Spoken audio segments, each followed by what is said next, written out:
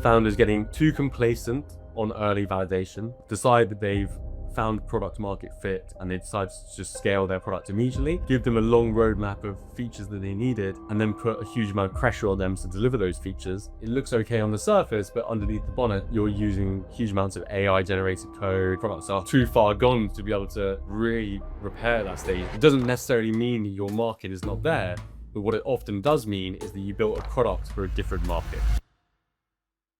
Tom Green has helped hundreds of non-technical founders turn ideas into real products without wasting months or burning thousands on the wrong builds. As co-founder and CEO of Verticode, he specializes in helping startups validate, build, and launch MVPs the right way.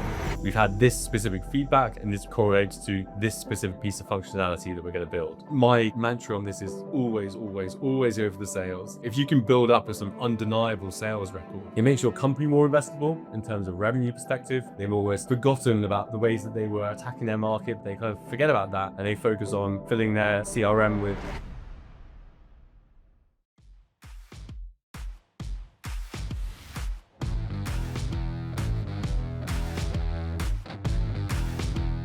Welcome to the dark arts of software engineering team optimization. I'm Franz Aliquo. This is my co-host, Kyle Johnson. Today's guest is Tom Green, co-founder of Verticode, a product studio focused on helping founders launch MVPs quickly while dramatically reducing the risk and sunk costs that usually comes with early product builds. Tom has spent the last few years working hands-on with early-stage startups, many led by non-technical founders, helping them move from idea to market in weeks, not months. In this conversation, we're going to dig into what MVPs are actually for, how working backward from value changes everything, and how team structure, internal tooling, and AI can be used to move fast without creating long-term problems. Tom, welcome to the dark arts of software engineering team optimization. Great to have you here. Thanks very much, guys. Happy to be here. Awesome, man. I just jump right in, I guess. Your journey into tech and startups started with kind of your own frustration in building products. So I guess like the first question I'd like to start off with is what did you have kind of a moment of realization something had to change about the way MVPs were built, or was it more of like a gradual realization horror at how things were done? I'd say maybe this is a typical on the fence answer, but a bit of both. I started my career working for big corporates, and even in corporate product development, they use the term minimum viable products, quite differently to the way that it's used in startup world. But the goal there is always to get to the minimum viable products which they put to their customers. And even for corporates, the pain of doing that process is just outrageous. And so I saw it firsthand in working teams trying to launch products, and we're talking about years of work to get MVPs built in those settings. And then when I moved into startup sphere and launched my own companies, but also was working alongside lots of other founders who weren't as fortunate as I was to have technical co-founders, I noticed that the barrier was just enormous for these founders. And especially when I was studying at Berkeley in the Bay Area, I was surrounded by founders who were hitting the same roadblock. And I think the trend that I noticed was that you have thousands of passionate founders in one area, and all of them were hitting the same roadblock, which was basically struggling to get a product out there which they could use not to scale or become successful, but just purely to test their market. And so that was the mission behind Verticode, was just to really to help people get over that hurdle and give them the chance to validate their businesses. That's amazing. How did you get to even the beginning of that? Your own personal kind of background story, like. Yeah. It's I always quite often get hit with sort of confusion around my background when I speak to people, because I'm not someone who, you speak to a lot of people who are founders of businesses who, have been like starting up 2 companies when they were 11 years old, all these kind of stories. And I really wasn't like that at all. I very much, when I was younger, I very much thought I was going to be in the kind of set up for the corporate life, start at the bottom somewhere and work my way up. And I did that at a few big companies, including the one I spent most time at was American Express. But I think the thing which, on a similar theme to before, the thing which hit me was just the struggles of getting tangible work done there, the struggles of launching things, the struggles of making an impact. And that was what drove me towards innovations, what drove me towards the startup world. And at that point, I decided to start my own business while I was still working at Amex. And with a technical co-founder, I started an ad tech business, which we actually got some good traction on from an investment perspective, but didn't get any traction on from a commercial business perspective. And so we launched the business, but closed it down soon afterwards. And that's when I had the realization that, God, I really had no idea what I was doing in launching a business. And so that was when I traveled over to California to learn, to get to the heart of where innovation is happening. And that was where I studied at Berkeley and did a short course in innovation entrepreneurship. And then off the back of that, started another tech business in the Bay Area with another technical co-founder, which we scaled through the early stages. We got it up to sort of $5,000 MRR. But then I hit another kind of typical issue that a lot of founders, non-technical founders say, which is that I fell out with my co-founder. Right. And it was someone that I basically just met, and we realized that our values and what we were trying to achieve were completely misaligned. So that business died because our relationship died.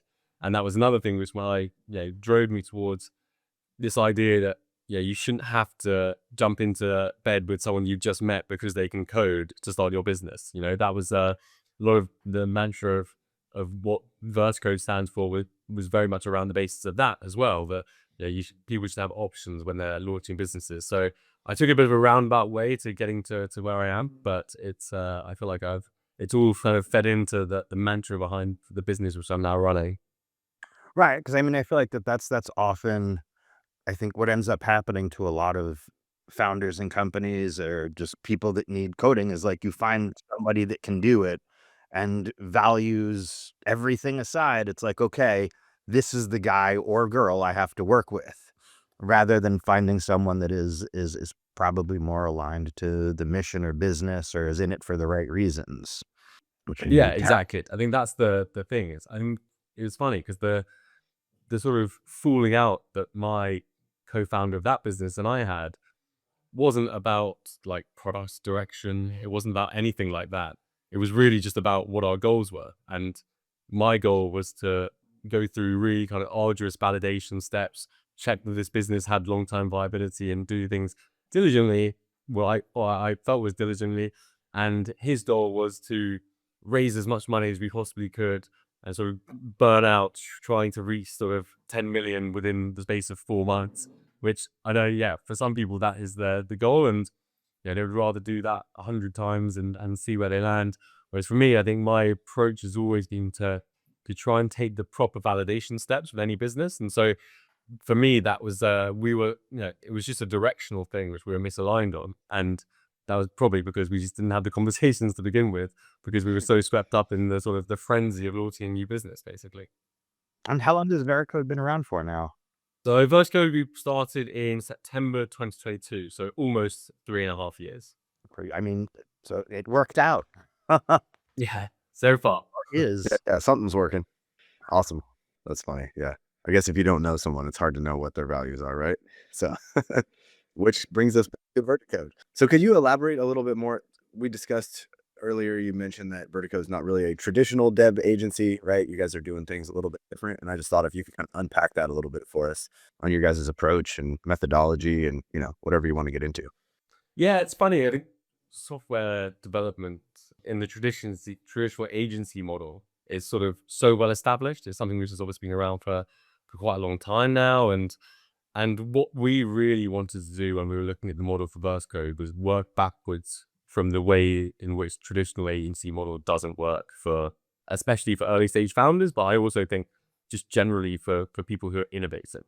And that is typically because the way that agencies are set up to be quite human heavy, a lot of hands, a lot of costs, fixed costs, those being as well. It just doesn't work for most of them to be nimble and to work on shorter projects and to get things done quickly.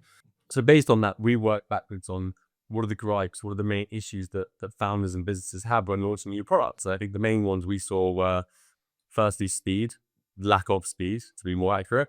Most products, because like I said, it's more advantageous for a traditional development agency to know that they're going to have 3 tranches of a project payment over 3 months, rather than even if there's something they could probably do in 3 weeks or a month, let's say. So we worked backwards from there. We thought, look, can we build tools which are going to enable us to speed up this process? And we did. So we got on a lot of what we do is backed by kind of high technology development assistance tools. So we obviously use AI. We were kind of quite early adopters of AI in the coding space, but we use it around very specific guardrails in terms of our development processes. And so speed was a big thing for us, cost as well. And that's not necessarily about just being really, really cheap. I don't really generally believe in just doing stuff really, really cheap. It's generally not a good business model for yourself or for the people you're working with, but more about transparency, just knowing exactly what something's going to cost before you start the project. But also for us, it was working to a productized service model so that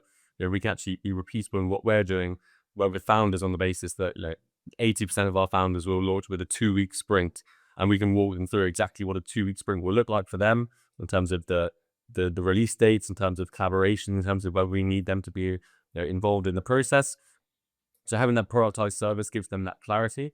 And then a few other kind of more basic things. That for us, a lot of it was around having relatable development teams and transparent development teams. So many times, if you're working with a traditional development agency, you don't even speak to someone who's directly working on your projects. And the thing, we always wanted to make sure that our developers were involved in the process and that they were driving forward the way they were interacting with our clients. And so those are really the big things for us. Giving founders that transparency and cost and timeline, but also giving them speed to be able to get to launch. And at the same time, be able to give them a team where they can directly access expertise, which otherwise, when you're the smallest client of a big development agency, you just don't get those kind of luxuries. Whereas when you're the target for a company like us, then it's bread and butter and day-to-day service. Gotcha. It seems like a very different way of kind of traditionally doing things. Do you find that initially clients have skepticism coming to you as to what y'all can do? Yeah, we definitely do. And it's interesting because I think for a lot of clients to come to us, their initial reaction is just breath of fresh air. This is great. And those are actually, interestingly, those are the ones who tended to build products in the past. They might be second or third time founders who are working with us and they say, okay, this model is great compared to what I'm used to in the past. The skepticism often comes from those who haven't built products in the past, but they've heard what it should be like. So they've heard that it should be taking free marks. They've heard that it should be this and that. And when we're saying to them, actually, well, the way we do it is like this, then there tends to be a bit of skepticism because, like you say, then it's not what they were expecting. But luckily, at this stage now, having done this for 3.5 years, and we've launched about 145 products, we have a bit of that catalog to fall back on to show that what we're doing does work, and what we're saying we can launch, we can. Yeah. And how involved are the founders, right, that you're working with, your clients? Like how much are they actually getting in there and mixing it up with the developers or whatnot? Yeah, I mean, it's effectively an equally large part as the development itself is the collaboration with the founder.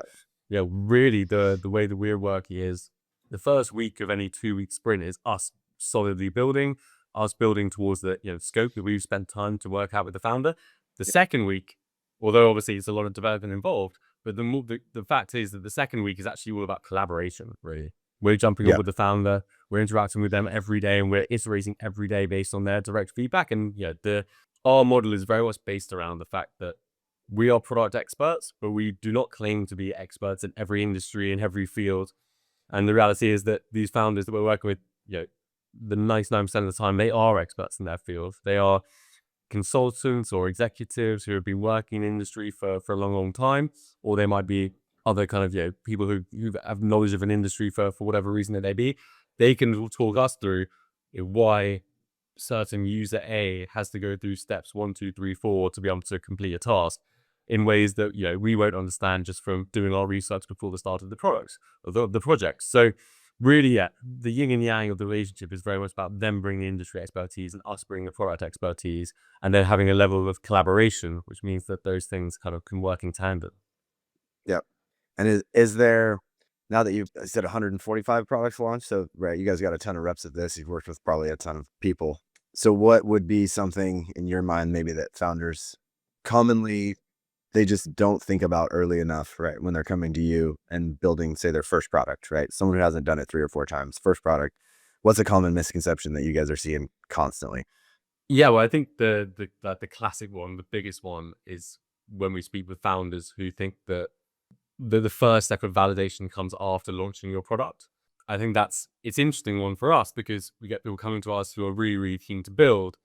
And on the surface, from a commercial perspective, we think that's great, but actually it almost never works out when that's the case, because what we get into is the depths of, okay, we're imagining this user journey working like this, and what do you think of that? And the founder doesn't have the answers to that because I have their own thoughts, but actually they haven't done the pre-validation that's required for launching any product, really. We always think, the reality is that by the time someone's coming to work with us, they actually probably should have been to about 3 rounds of validation already. They probably should have already had some bad ideas and got rid of them, and had some good ideas and kept them. It's the aim of what we're doing in our product build is not to launch people out into kind of the complete unknown. What we're trying to do actually is launch a product which they can get in the hands of users who they've already done some validation with. And so that's actually the process that most of our founders will go through, is that once they've launched the product with us, it's not then they move to sales mode. Actually, they've already got a group of, if it's B2B, maybe 10 early adopting companies who are willing to jump on and take it for a spin and trial it for 3-6 months. If it's a more consumer focused platform, then they might already have a waiting list of 150, 200, even more, who they're ready to onboard immediately. And so, the biggest misconception is this idea that your journey starts with the product, which is it's actually the other way around. It's not the field of dreams here, right? If you build it, they will come. Maybe you should figure that out first. Yeah. And do you guys help with that? Any of that product validation piece when someone comes in and you're like, hey man, pump the brakes here. We can do this for you, but it's not going to work because, we've seen it time and time again. How do you handle that conversation with somebody that doesn't have that validation?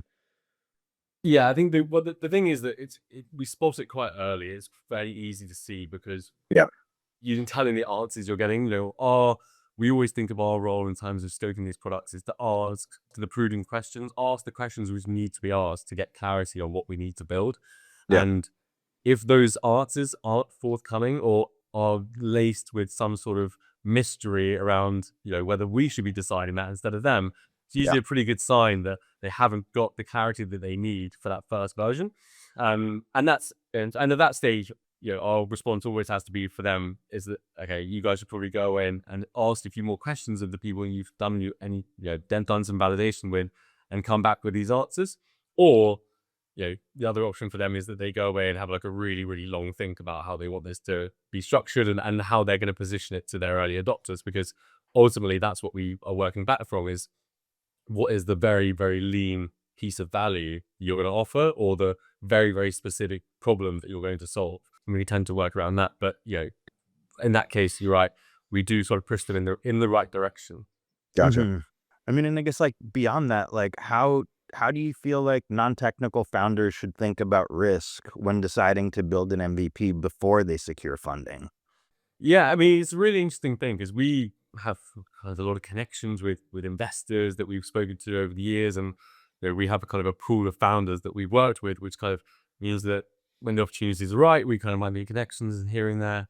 And the reality of the kind of funding landscape these days is that although there's been some recovery in sort of later stage funding, sort of pre-seed funding is just it's a tough place to be, basically. Right. And so we when we started the business in 2022, the first half of 2022 funding had been super strong, super basically available. And then at the end of 2022, that funding landscape had dropped off a cliff. I remember it. Exactly. I think we all do. Yeah. And so that stage, that was when what became really clear was that as much as anything else, investors wanted to see two things, and those two things were traction, but the other thing they wanted to see was commitment. I think the traction, obviously, a big part of launching an MVP is that you get your first bit of traction. But I think the other thing which is really important is commitment. And so this is another reason why, as my point earlier, some pre-validation is important, is that by the time you've launched your MVP, you will put a bit of money into your business. I think you have to have the expectation that there's always a chance that you will invalidate your business ultimately when you get to the stage of asking people to pay for it, and you can only do that once you have that working product most of the time. So that's always something which is a possibility, and founders have to accept that risk. That is part of the risk of the potential upside that you have of launching and owning a successful business. But the other thing is that if you're not willing to put that risk in, if you're not willing to put that amount of money in, I don't think people should be going around remortgaging their houses or anything like that. But taking a bit of money out of your savings, you're putting that into your venture. Like, not only is that a sign that you're probably committed to the idea and have passion and want to be doing what you're about to embark on, but if you're looking at getting investment as your second stage of growth or whatever it may be, it'd be very important to investors to know you have some skin in the game, that you're not coming in cold and you have stuff to lose if this business doesn't work out. And we've actually kind of had that feedback, interestingly, a lot of times from kind of investment partners that we've worked with, who have said, well, the thing about pre-seed funding is that if someone's not able to afford or pay for or even find the money to afford the kind of levels that we would charge for an MVP, then they're probably not the kind of founders that these investors want to work with, because they're looking for people who can hustle. They're looking for people who can find ways to get stuff done, and ultimately, finding a kind of, a number which isn't too outrageous to launch your first product kind of falls into that bracket of hustling to get stuff done. Right. It's kind of like that pre-hurdle to just prove that, like, okay, you have something. Yeah, exactly. I think, ultimately your job as a founder, you wear every hat at some stage in your journey. One of them is sales, and one of them is networking, one of them is partnerships. And, that doesn't have to be just selling your product. That is selling yourself to friends and family who might want to give you some money to get you off the ground. The process starts well before you file your first kind of tax return or whatever you want to do when you're kind of 2 years into your business.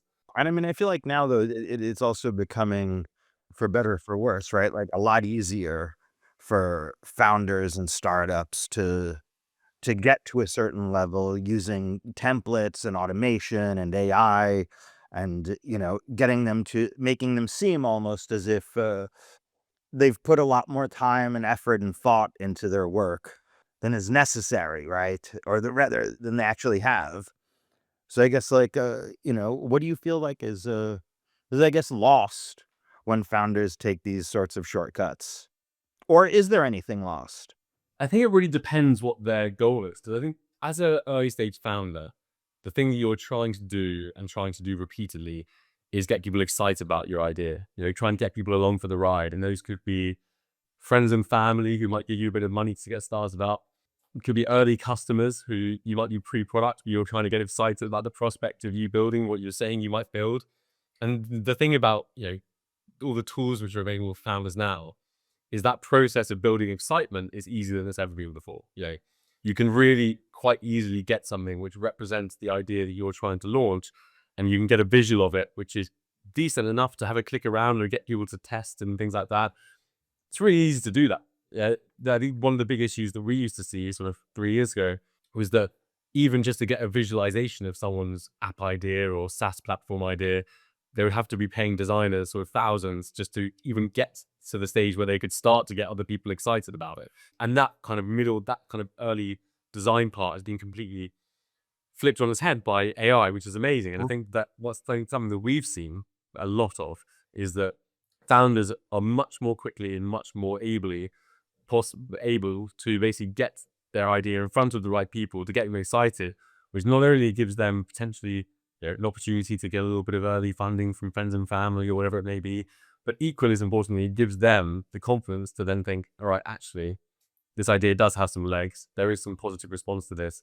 I should really consider, backing this myself and putting a bit of time into it and actually allocating the resource within my own life to kind of go after this. And so I think there is, from a founder perspective, using these tools to build that excitement, that's kind of ultimately the best thing you can do. I think the other end of the spectrum where founders are trying to avoid the absolute necessary elbow grease that goes into early stage sales, early stage investor relations. I think founders who go too far down the route of, for instance, using AI automation on LinkedIn outreach and things like that.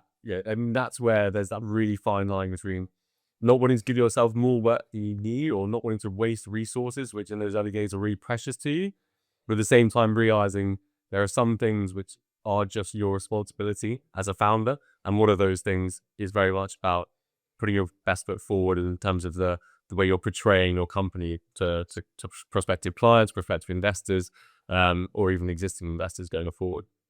It's cool. I wonder, I mean, I feel like there's, like you said, right? There's that kind of balance of like, how far can you take it automation wise before you actually have to start spending money on stuff? I feel like it's kind of a They're spending difficult. money, but also spending time. I think that's like, this is one of the big things which I don't think is maybe appreciated by founders when they starting out their founder journey, is that money is a big thing, right? Like everyone needs money. You like launching a business, unless you have some, the ability to really kind of sell early before you go project, you will need some money to get started. But the other thing that is a really finite resource for any founder is time. In the early days, if it's you and a co-founder, you and two co-founders, realistically between the three of you, and maybe even if you've got a couple of early team members, 4, 5, 6 of you, you've got very finite time, and you really need to prioritize what you're doing. And I think the nature of AI is that if you want to, you can really automate loads of stuff, like automate almost anything you want to.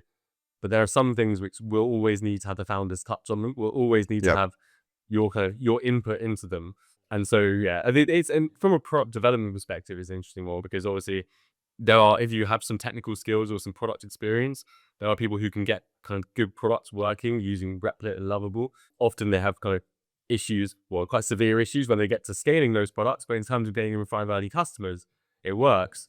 But I think for a non-technical founder who might have specific skills in kind of the commercial side of things, my suggestion would be, use tools, AI tools to get something which you might build excitement with, but then your focus should be about getting sales and commercializing your business. Actually, there are people out there who can help you with the product side of things, and you shouldn't be trying to necessarily wear every single hat when you don't necessarily need to. Speaking of, I mean, so this is a kind of interesting question for me. Is like, so with Verticode, get people to their MVP, and now you have a founder that has a working MVP. They go out, they raise some money, and they have to continue developing the product. Where do they go to, continue building, to set the team? Do you guys help with that? You let people take your teams in house? How does that work?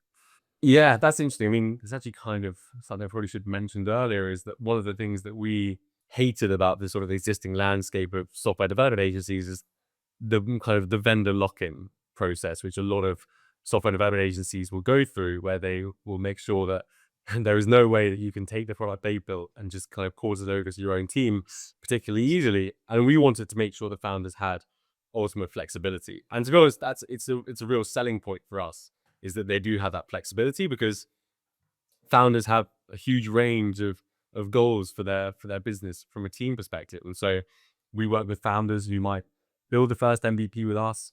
They might do a couple of iterations with us, and then, like you said, they might raise some money.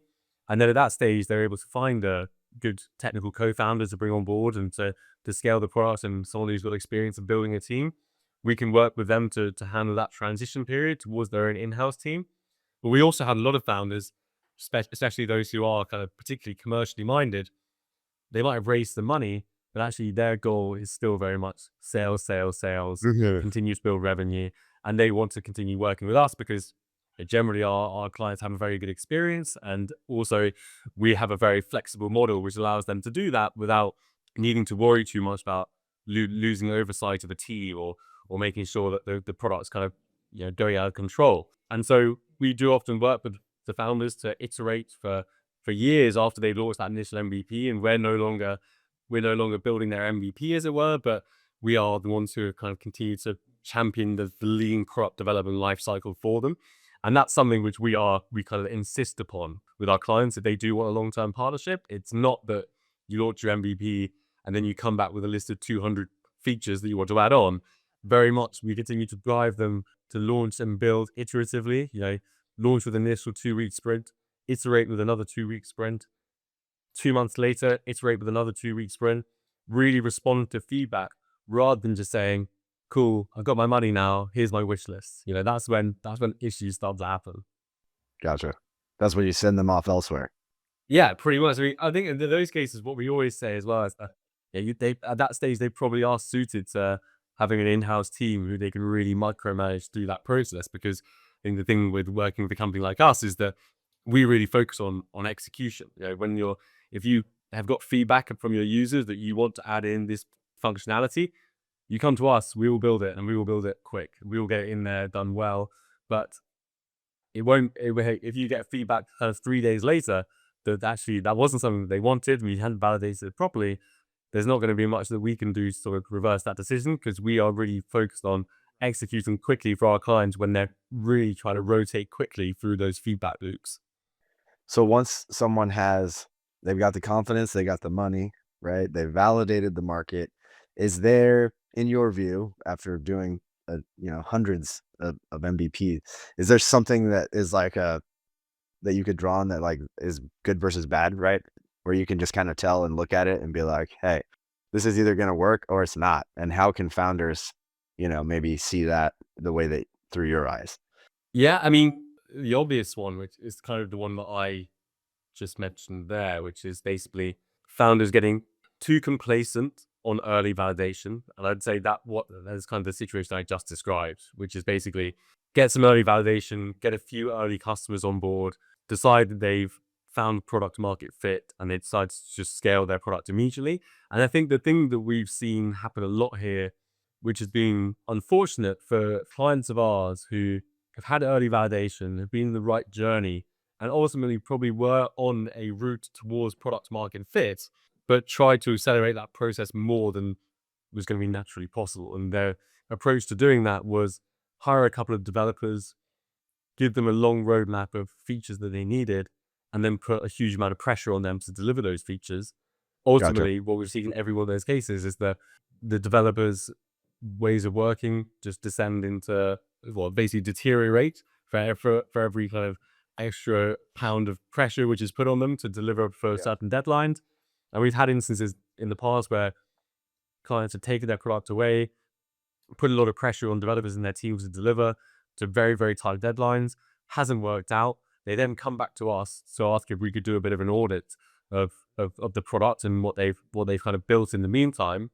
And often what we find is that it looks okay on the surface, but underneath the bonnet, you're using these huge amounts of AI generated code and kind of stuff that hasn't gone through proper quality assurance and testing and bug fixing.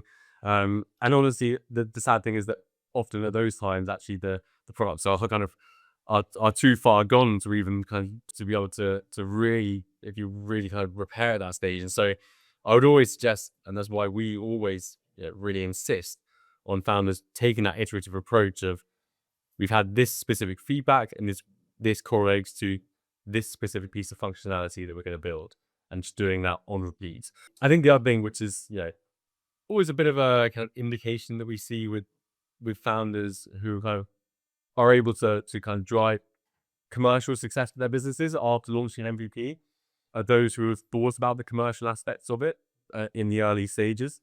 I think from my side of things, I feel like I see far too many products go out there which get validation, but they're charging $5 a month to use them. And then when the founders go through the process of realizing that actually based on their market size and based on the sort of the kind of exit projections that they're looking for, etc., they're actually going to need to be charging more along the lines of $1,000 a month. And at that stage, they realize that actually the validation process that they've gone through before have effectively been for nothing. And then they have to go through those validation processes, which often can be difficult conversations, but also can result in kind of very different answers. And also the reality is that it doesn't necessarily mean that your market is not there, but what it often does mean is that you built a product for a different market, which is always an issue. Yeah. I guess, you kind of got to be honest with yourselves up front, right? Don't fudge the numbers. Yeah. And it's easy to, I think, kind of like, paint a rosy picture when you're, in that early stage and you're excited and, you are getting some validation of this idea. So I think throughout this call, you've given a ton of advice, which is very useful for first-time founders. If there was one thing though that you could pull out that was like the silver bullet above all else, what would that be? Putting me on the spot. That's good. Very good question. Use Verti Verticode. Code. That's right. Yeah. That's an okay answer too. Yeah.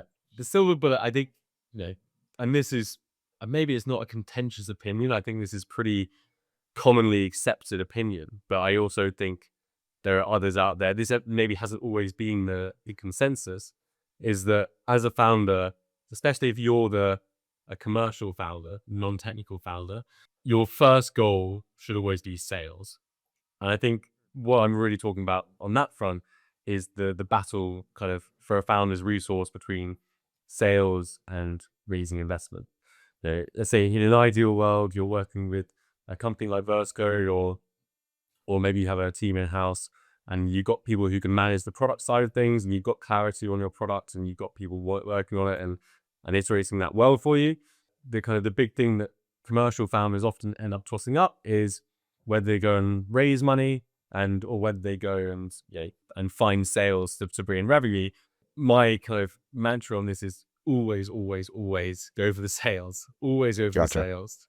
Yeah. Always bring in money via clients. And I think there's a fair bit of discourse around this, but the reality is that all the founders that we've seen who have gone too far down the road of just focusing so much on investment, it's completely taken the commercial wind out of the sails of their business.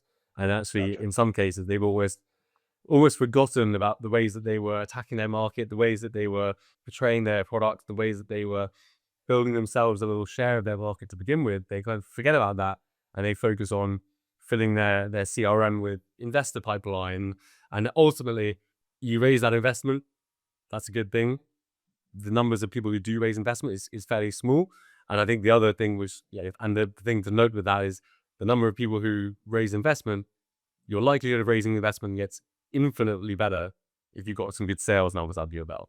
I think that's the one thing which I always try and impart on the founders that we work with, but also any founders that I talk to, mentor, is that if you can build up a sort of undeniable sales record, whether that's the ratio of deals that you're able to close, it makes your company more investable in terms of revenue perspective. Most of the businesses we're working with work on recurring revenue basis. So that's valuable revenue to not just on a one-off basis, but for future years and for future kind of financial health. But also, the thing that in pre-seed and seed investors are investing in, especially, is you as the founder. And if you can prove you can go out there and make 10 big sales in the first 3 or 4 months of your business, that looks great on you, and you're painting the right picture for those investors. And eventually, when you do go to have those conversations, it would just be so much easier. And so, I always say prioritize revenue from clients to begin with. That should be your source of funds to begin with. And then you can look at picking up the investor conversations where it won't be such a struggle. Yeah, I think that's very good advice. What's coming up? What's big, like for you, for Verti Code? Like what's on the horizon that, you think people should know? Yeah, I think for us, the really interesting piece for us is the way that we're working with founders. And I think that is the next stage of development of what we do as a company. I think, we have always pride ourselves on being, big product experts. People come to us with their product idea, and we're the ones who can work with them to, we always like to think that we can get inside the head of a founder. We can know what they're trying to do. We know what the value they're trying to deliver to their users. But I think something we've realized now, as much as anything else, is that we could offer so much more than that. Not even necessarily through our own expertise specifically, but more that we've worked with so many founders who are at comparable stages of their journeys, and effectively, to put it bluntly, they come up against roadblocks. And what our next stage is to try and build community around what we're doing. We've got founders across the US, across the UK, across other parts of the world as well, Europe, Asia, Middle East. And the struggles that they're facing tend to be pretty universal. And I think one thing that we want to really dive into going forward is actually letting that community of those founders we worked with who are in the same boat most of the time be kind of built up. And this is something which our marketing team are sort of basically looking to nail and get launched pretty soon. Okay, nice. And where can people find you? Where should they look for you? Yeah, so I mean, if you wanted to get some startup and then product and MVP focused insights, then my LinkedIn's always your place to go. I'm usually putting out kind of posts at least once or twice a week, very specifically focused on the journey the founders go through, mostly focused on what it looks like from a product perspective. And I think we've had some amazing engagement on those posts over the last kind of few months. So yeah, I think that's definitely one place to be. But also, if anyone wants to have a look at Verti Code and see what we're doing, and we have a very, very thorough website which gives everything laid out bluntly in the way that we want to with our transparency. So that's at verticode.co.uk. Awesome. Well, appreciate the time today, Tom. It's been a pleasure. I think the audience is gonna get a lot of value out of this conversation. Yeah. So, I mean, I did. It's been great. Yeah, It's like, I learned. it's like, Yeah, that's our goal, right? I figure if I learned something, so is everyone else. So really appreciate the time. Kyle, Franz, thanks very much. It's been great fun. yeah, no, dude, my pleasure. Thank you.